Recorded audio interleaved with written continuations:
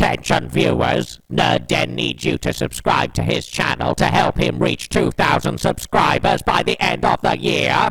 You will obey or you will be exterminated. Hello ladies and gentlemen, welcome back to Nerd here once again, and in today's video I'm going to be talking about the 5 things that I want for the 14th Doctor's era that is going to be beginning in Series 14.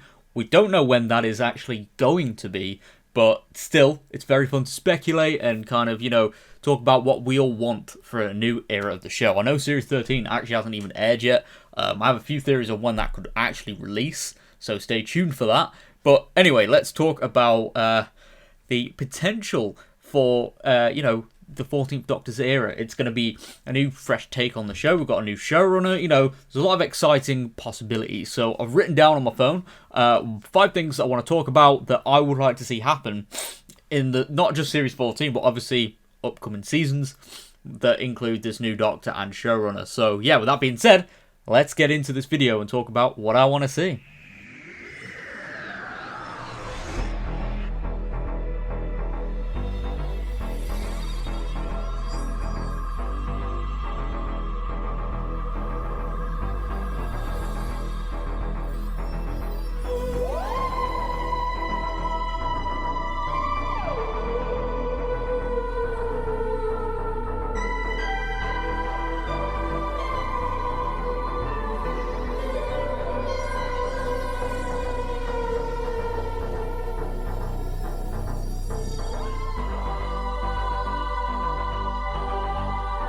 So the first one I'm going to get off the bat is that I want to see a darker Doctor. That I want to see like darker tones being, played out in stories. I want to see a bit more of a less goofy Doctor, like compared to Jodie and Matt, and in some cases Peter Capaldi as well.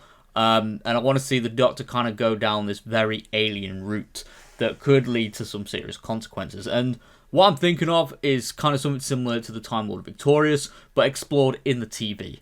That would be very interesting. And whilst, Doctor Who is a family show, it could also not necessarily go down the dark route straight away, but this Doctor comes out of the regeneration, maybe traumatized from something that's happened towards the end of the 13th Doctor's life, whether it be a loss of a companion or, I don't know, took part in a war or something. I don't know. Or maybe the Timeless Child reveal completely changes the next incarnation of the Doctor and their mindset. The fact that they lost so many memories of their life that the next incarnation is going to be maybe feeling isolated or something like that, and it changes the way they act. And the Doctor is less of a hero, but more of like just, I don't know how to describe it, just kind of a bit careless, a little bit more less respectful to others. And whilst yes, they do end up saving the day in their adventures, still the way they act is unpredictable, similar to Peter Capaldi's first season for Series 8, like Into the Dalek. He sacrificed the Marines when they got demilitarized and went in the Dalek. He ended up sacrificing one of them to kind of see what was going on and then all that. So it could be very interesting to see that happen for a full season and maybe potentially beyond. And then that Doctor's story arc could be kind of coming back to humanity and kind of self-healing. So that would be quite interesting. And I whoever the showrunner is, it could work. It'll be a different take. It'll be kind of similar to like the Time War with Christopher Eccleston. He was like kind of like wounded mentally after thinking he destroyed Gallifrey in the Time War, and Rose helped heal him. So maybe someone could do that over not just one season, but multiple seasons of this new iteration of the show. I think it could work. Alright, so the next one I'm going to be talking about is a new TARDIS interior. We definitely need a new TARDIS interior. I admit I'm not a fan of the new one, or the latest one, should I say. It just doesn't sit well on me. I've got to say, I find it a massive downgrade from what we had with Peter Capaldi.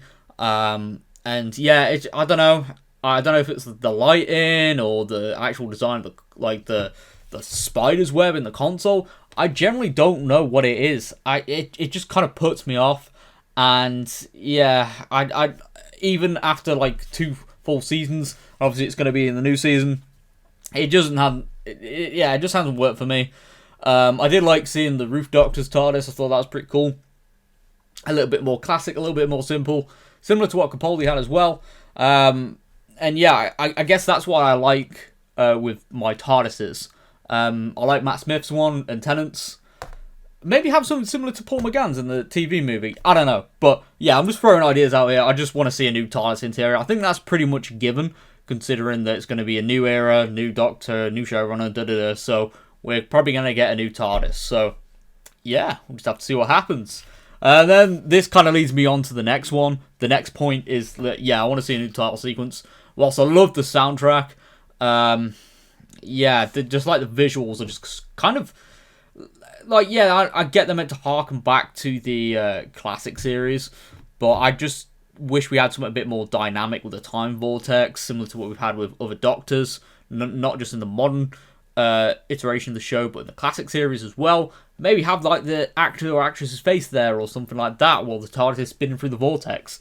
You know, it could happen. Like, I would like to see that happen, kind of pay homage to classic Who or something like that.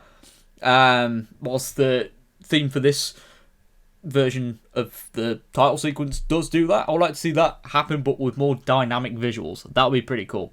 And yeah, the next thing I want to talk about, the second to last, will be about bringing back older villains, because I feel like, yeah, we have had older villains return, mainly Daleks, Cybermen, and the Master, and we've had a few twinklings of the Weeping Angels that originated from the modern show and were overused in the Moffat era.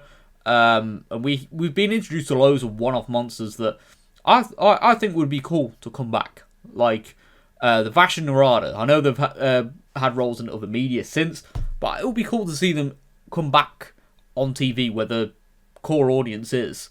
It would be amazing to see some older villains. Maybe bring back some like villains from the classic series, like, I don't know, the Mavellians or the Rutans, or, you know, there's so much like in the catalogue of Doctor Who villains that could show up. The Rani or anyone. It would be amazing, and Omega is one that I would love to see come back. I think he has a likelihood of coming back due to the Time of Shell story arc for Series 13 anyway. But I would just like to see some, you know, older villains that haven't been, you know, haven't come back yet, or haven't been seen on screen for a while, make a return. I think it would be pretty cool. You know, with Series 13, it's refreshing to see the Weeping Angels come back in a new era. And also, we've got the Sontarans, that we haven't had a Sontaran story since 2008 for Series 4. So, yeah, I'm looking forward to seeing more, you know, older villains that aren't on screen as much as, say, the Daleks or the Cybermen, but are, you know, they deserve that comeback. And the final thing I want to mention in this video is keeping it to one companion. Like, I think the show needs that now, in terms of, like, the dynamic, just because, obviously, with Jodie's era, we've had 3 companions, and then we've got 2, and then a reoccurring character that might be a 3rd companion, and with 3 companions, it's too much. It simply is too much. 2 companions does generally work, depends on, like, the writing and, you know, balancing out with the entire season. You got to balance out all 3 characters. You got the Doctor, and then you've got, say, I don't know, Amy and Rory. It works, and it might translate well with Yaz and Dan as well for Series 13. But having one companion, it would make things very interesting, as this companion could literally meet the Doctor, and they've got no other humans to rely on, and then they're just, like, you know, sucked away into a different, you know, world, and they've got no one else to rely on, and it would be very interesting to see that happen. Kind of act like a audience, like, surrogate again, you know, similar to, like, how Rose was back in 2005. It would be kind of interesting, and I guess it would capture on the themes of, like, fear, but also kind of expose the feelings of, like, oh, joy and discovering new worlds, and having one companion would kind of, like, help center all that, like, emotion. I think it would be very interesting to see how that would play out with whoever the new Doctor is going to be. But yeah, anyway, I am going to wrap up this video here. I've kind of waffled for a little bit on these points, but it's just a little video I wanted to make, just because, you know, the 14th Doctor, whenever they're announced, is going to be huge. But I also want to talk about what I want from their era. You know, a few things I wanted. I mean, I could make a whole list of what villains I'd want to come back. You know, I could be here for hours talking about that, and that would be a completely different video. But yeah, just laying down a few outlines of what I would like to see. So whoever the new showrunner is, if you happen to be watching this, hello, and yeah, that's it. All the best. But yeah, chances are they're not. But yeah, I'm just saying that, you know, hopefully in the next year or 2 years, maybe 3 years, whenever Series 14 comes out, that we end up seeing some good stuff. Yeah, that's all I can say. Maybe if stuff's come out of this video that ends up in there, no Den's showrunner. There you go. Alright, anyway, I'm going to wrap up this video here now. Waffled on at the end there. Just thought to, I don't know. I really don't know. But yeah, anyway, I'll see you all next time. Be sure to subscribe as I'm on the road to 2,000 subscribers. And I'm trying to reach that by the end of the year. So that'd be very much appreciated if you could do that. And yeah, that being said, I'm going to go. I'm going to go to sleep. And yeah, goodbye for now.